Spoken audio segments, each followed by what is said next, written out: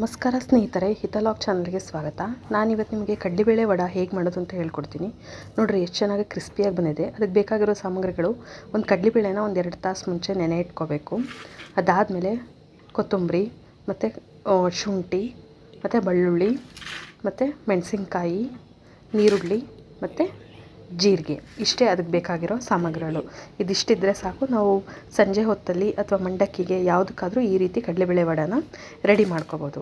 So first ಒಂದು mixie jar ತೊಗೊಳ್ರಿ. ಅದಕ್ಕೆ ಕೊತ್ತಂಬರಿ, ಮೆಣಸಿನ್ಕಾಯಿ ಮತ್ತು ಎಲ್ಲ ಶುಂಠಿ, ಬೆಳ್ಳುಳ್ಳಿ ಎಲ್ಲನೂ ಅದಕ್ಕೆ ಆ್ಯಡ್ ಮಾಡಿರಿ. ನೀರುಳ್ಳಿ ಒಂದು ಬಿಟ್ಬಿಟ್ಟು ಇನ್ನೆಲ್ಲನೂ ಅದಕ್ಕೆ ಹಾಕಬೇಕು.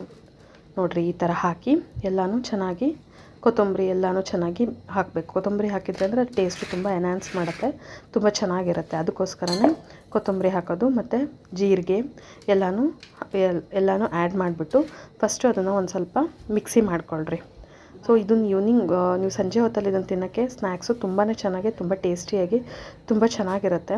ನೀವು ಅಥವಾ ಮನೇಲಿ ತೊಯ್ಸಿದ ಮಂಡಕ್ಕಿ ಯಾವ್ದಾರ ಮಂಡಕ್ಕಿ ಹಚ್ಕೊಂಡು ಮಾಡ್ಕೊಂಡ್ರೂ ಕೂಡ ಅದಕ್ಕೂ ತಿನ್ನೋಕ್ಕೆ ಕೂಡ ತುಂಬ ಚೆನ್ನಾಗಿರುತ್ತೆ. ನೋಡಿರಿ, ಬೆಳ್ಳುಳ್ಳಿ ಕೂಡ ಹಾಕಿದೆ. ಬೆಳ್ಳುಳ್ಳಿ ಹಾಕಿ ಅದನ್ನು ಒಂದು 2 ಸತಿ ಮಿಕ್ಸಿ ಮಾಡ್ಕೊಂಡ ತಕ್ಷಣ ಈ ರೀತಿ ಆಗುತ್ತೆ. ಅದಕ್ಕೆ ಸ್ವಲ್ಪ ಕಡಲೆಬೇಳೆನ ಹಾಕ್ಕೋಬೇಕು. ಕಡಲೆಬೇಳೆನ ಫುಲ್ ಮಿಕ್ಸಿ ಮಾಡ್ಕೊಬೇಡ್ರಿ, ಈ ಥರ ತರಿಯಾಗಿ ಮಿಕ್ಸಿ ಮಾಡ್ಕೊಳ್ರಿ. ಸೊ ನೆನೆ ಹಾಕೊಂಡಿರೋದು ಅಷ್ಟು 2-3 ಸತಿ ಆಗುತ್ತೆ. 2-3 ಸತಿ ಮಿಕ್ಸಿ ಮಾಡ್ಕೊಳ್ರಿ. ಕಡಲೆಬೇಳೆ ಫುಲ್ಲು ಮಿಕ್ಸಿ ಆಗಬಾರ್ದು. ಈ ಥರ ತರಿಯಾಗಿರೋ ಈ ಥರ ಕಡಲೆಬೇಳೆ ಥರ ಕಾಣಬೇಕು. ಸೊ ಫುಲ್ ನುಣ್ಣಗೆ ಮಾಡ್ಕೊಳಕ್ಕೆ ಹೋಗಬೇಡ್ರಿ. ಆ ಥರ ಮಾಡ್ಕೊಂಡ್ರಿ ಅಂದರೆ ತಿನ್ನೋಕ್ಕೆ ಚೆನ್ನಾಗಿ ಕ್ರಿಸ್ಪಿಯಾಗಿ ಕಡಲೆಬೇಳೆ ಮಧ್ಯೆ ಬರ್ತಾ ಇರುತ್ತೆ. ಅದು ತಿನ್ನೋಕ್ಕೆ ತುಂಬ ಚೆನ್ನಾಗಿರುತ್ತೆ.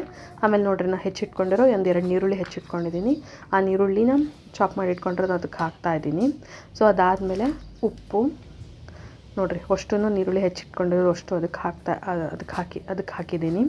ಅದಾದಮೇಲೆ ಅದಕ್ಕೆ ನೆಕ್ಸ್ಟು ಉಪ್ಪು, ಒಂಚೂರು ಅಜ್ವಾನ, ಸೊ ಎಲ್ಲನೂ ಕೂಡ ಅದಕ್ಕೆ ಆ್ಯಡ್ ಮಾಡಬೇಕು. ನೋಡಿರಿ, ಒಂಚೂರು ರುಚಿಗೆ ತಕ್ಕಷ್ಟು ಉಪ್ಪು ಹಾಕಿರಿ. ಅದಾದಮೇಲೆ ಚೂರು ಅಜ್ವಾನ ಹಾಕಿರಿ. ಸೊ ಅಜ್ವಾನ ನಮಗೆ ಜೀರ್ಣ ಶಕ್ತಿನ ಹೆಚ್ಚಿಸುತ್ತೆ. ಸೊ ಈ ಥರ ವಡ ಎಲ್ಲ ತಿಂದಾಗ ಅದನ್ನು ಆ್ಯಡ್ ಮಾಡಬೇಕು. ಅದನ್ನ ಆ್ಯಡ್ ಮಾಡಿದರೆ ತುಂಬ ಚೆನ್ನಾಗಿರುತ್ತೆ. ಸೊ ಅದಾದಮೇಲೆ ಎಲ್ಲನೂ ಚೆನ್ನಾಗಿ ಮಿಕ್ಸ್ ಮಾಡ್ಕೊಳ್ರಿ. ಸೊ ನೋಡಿರಿ, ಎಲ್ಲನೂ ಈಗ ಏನೇನು ಮಾಡಿಕೊಂಡಿದ್ದೀನಿ ಅದು ಅಷ್ಟನ್ನು ಚೆನ್ನಾಗಿ ಈ ಥರ ಮಿಕ್ಸ್ ಮಾಡಿಕೊಂಡು ರೆಡಿ ಮಾಡ್ಕೊಂಡಿದ್ದೀನಿ. ಇದಾದಮೇಲೆ ಒಂದು ಕಡೆಗೆ ಎಣ್ಣೆ ಕಾಯಕ್ಕಿಡ್ರಿ. ಅದಾದಮೇಲೆ ಸೊ ಆ ಹಿಟ್ಟನ್ನು ನೋಡಿರಿ, ಈ ಥರ ತಟ್ಟಿ ಈ ಥರ ಇದರೊಳಗೆ ಎಣ್ಣೆ ಒಳಗೆ ಬಿಡಬೇಕು.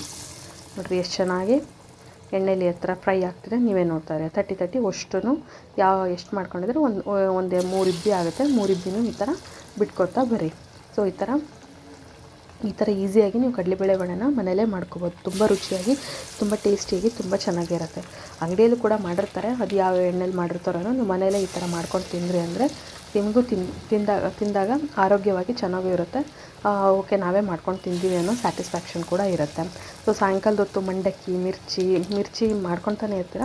ಸೊ ಈ ಥರ ಕಡಲೆಬೇಳೆ ವಡೆ, ಬಜ್ಜಿನೂ ಮಾಡ್ತಿರ್ತೀರ. ಸೊ ಈ ಥರ ಕಡಲೆಬೇಳೆ ವಡೆ ಮಾಡಿಕೊಂಡ್ರೆ ಸ್ವಲ್ಪ ಡಿಫ್ರೆಂಟಾಗಿ ತುಂಬ ಚೆನ್ನಾಗಿರುತ್ತೆ ತುಂಬ ಚೆನ್ನಾಗಿರುತ್ತೆ. ನೋಡಿರಿ, ಈ ರೀತಿಯಾದ ಗರಿವಾದ ಕಡಲೆಬೇಳೆ ವಡೆ ರೆಡಿ ಆಯಿತು.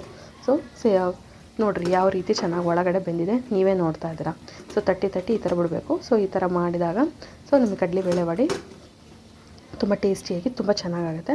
ಸೊ ಹಿತಲಾಗ್ ಚಾನಲ್ನ ಶೇರ್ ಮಾಡಿ, ಸಬ್ಸ್ಕ್ರೈಬ್ ಮಾಡಿ ಮತ್ತು ಲೈಕ್ ಮಾಡಿ. Thank you so much. ಈ ರೀತಿ ನಿಮ್ಮ ವಡೆ ಸವಿಯಲು ಸಿದ್ಧ.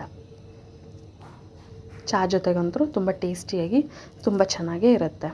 ಸೊ ನೋಡಿರಿ, ಈ ರೀತಿ ಮಾಡ್ಕೊಂಡು ಮನೆಯಲ್ಲೇ ಮಾಡ್ಕೊಂಡು ತಿನ್ನಿರಿ. ಸೊ ಸವಿಯಲು ಸಿದ್ಧ.